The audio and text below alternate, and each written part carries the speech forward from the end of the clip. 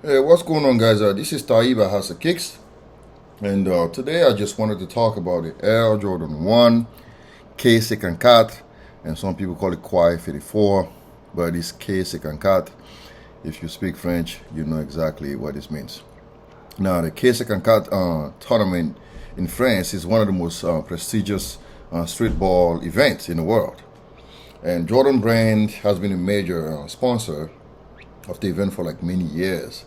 And as a result, we've had some great quality shoes coming out of the collaboration. And my favorite by far is the Air Jordan 5 on Quai 54. I don't think any of the other Quai has been able to match the success of the Quai 54 5. I mean, that's my opinion. I may be wrong, but I don't think any other Quai 54 shoes was able to match the intensity and the kind of just wowness the fives held back then. Now, this new one is the Stash Quai 54. It's pretty much like a shoe that was inspired by traditional West African culture. So what the shoe has is a dark indigo base with white canvas overlays and a pinstripe design on the collar and insoles. And then what you have as a completion of the whole shoe is a bright crimson branded tongue and patches and a rubber outsole. And against you have the stash pocket on the sides to just complete the shoe. Now, I mean, how do I feel about the shoe? It's okay. I'm not going to go out of my way to grab it. But I'm not here to talk about all that stuff. I just want to let you know where to get the shoe. And we're also going to talk about resale. So as far as like where to get it, so what you have is the shoe costs about $190. The style number is DV1717100. And the release date is on July 8th. And the only place that's getting it is Nike, Europe, you have France, you have Italy, you have Spain, you have Germany, you have all the European countries, and then you have Nike Canada, and then Okium, that's a French boutique that's getting it. You can also grab the shoe on StockX now if you don't have access to it from those places. Now, we're going to see how the shoe is performing on third party marketplaces. So basically, when I wanted to study it, there was no data recorded. There was no sale recorded. It's only one size 10.5 that sold. So I was like, okay, how are we gonna figure out how much the shoe is gonna sell for? So I went ahead and then collected data on how much sellers are asking for the shoe now. That's gonna give us a good idea on how to like establish our resale value as far as like how much the shoe is gonna go for.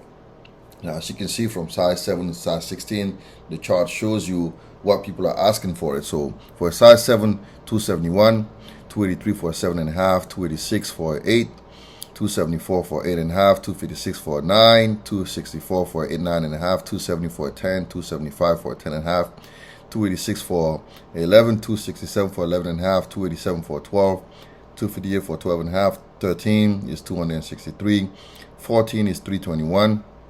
15 is 283 and 16 is 307. Again, that's the seller's ask. That's what the seller wants for the shoe. So how do you know how much the shoe is actually going to sell for? So to do that, basically we can just kind of use a little bit of imagination and then use some kind of data to find that. So for me, I believe most buyers will pay about 20 to 30% less than what the seller is asking. So if the seller is asking for like basically $50, most buyers are gonna pay maybe 30 or maybe like 29 or 25, between 25 and 30 for it. So we can establish how much buyers are willing to pay for the shoe. So in this case, the shoe resale value is like 268 as far as like what the sellers want. So the average selling price and selling ask for the average seller asking price is $268, and for the buyer's offer based on what I said earlier, the 20 and 30% is going to be 201. So to find the average resale value, we're just going to take the average of the two. So basically, we're going to do 268 plus 201, and we're going to divide that by 2, and I get about $235. So for $235, that's going to be how much the shoe is going to resell for. And for $235, the resulting profit is $13, and that's a 6.5% markup, and that's below average. So what's the verdict? I say don't try to resell the shoe. It's not gonna make you any money, especially if you plan on buying them overseas. And if you live in the US, that's just money wasted. Now the shoe gonna sell out, that's not a question, but it has no resale value. So if you're a buyer, you should be happy Because you're probably gonna be able to get it for like 220, which is not too bad. So I say again, be patient. Don't try to pay over $300 for the shoe. I'll wait and see if you can get it for like 220 if you really want the shoe. All right, that's all I wanted to talk about today. Now I talked about so many other sneakers this week. I just don't have the chance to put it on YouTube at this moment.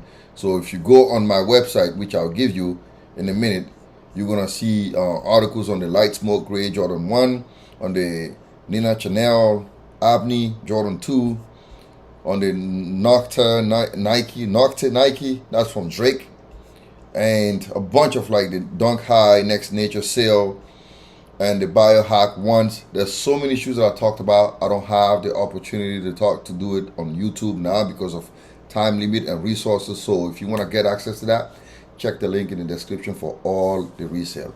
Now, if this helps you guys out, please like it, share it. And if you have any questions concerning any of the shoe, go on the website and then look at the comment section and leave me a question. All right, again, thanks for watching. This is Ty from Master Kicks, and stay tuned for more stuff. Have a nice day.